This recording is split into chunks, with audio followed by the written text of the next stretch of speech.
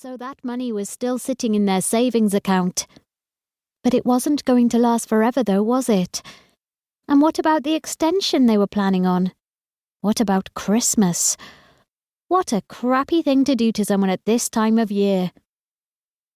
Henry needed to go home and start looking for another job immediately. He knew from the last time that there were jobs out there, so maybe it would be for the best if he didn't mention anything to his wife just yet.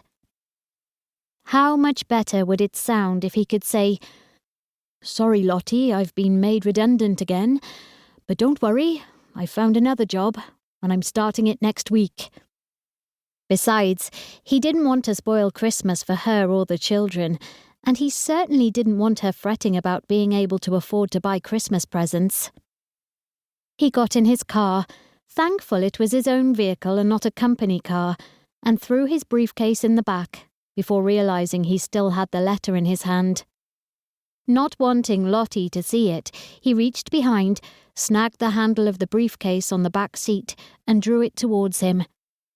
After stuffing the letter inside, he started the engine and made his slow, steady way home across country. The familiar sights as he neared home set his teeth on edge.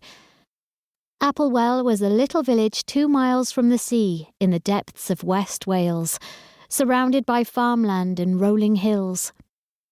If the wind was in the right direction, which it nearly always was, you could smell ozone and salt in the air.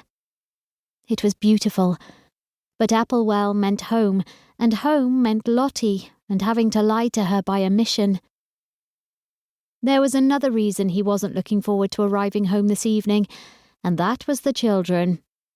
He loved them dearly, and he'd lay down his life for them, but dear God, they were hard work, and so noisy. He was exhausted, defeated and depressed, and not in the mood to be clambered over and shouted at. It would be tea time in about half an hour, and he could picture the scene.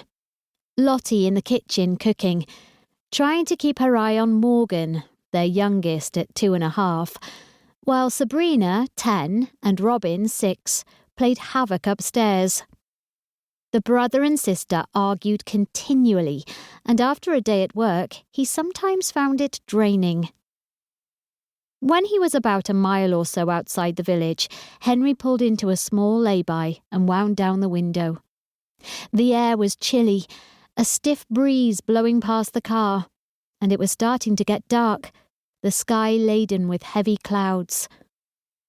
Cows lowing in a nearby field made him twist in his seat to stare at them through the bars of a metal gate. They were a typical herd of Welsh blacks, hardy and with shaggy coats, and not easy to see in the encroaching darkness. The one closest to him was busily nosing a pile of hay which the farmer had left to supplement the meagre grass at this time of year. It was so quiet, Henry thought he could hear the beast munching.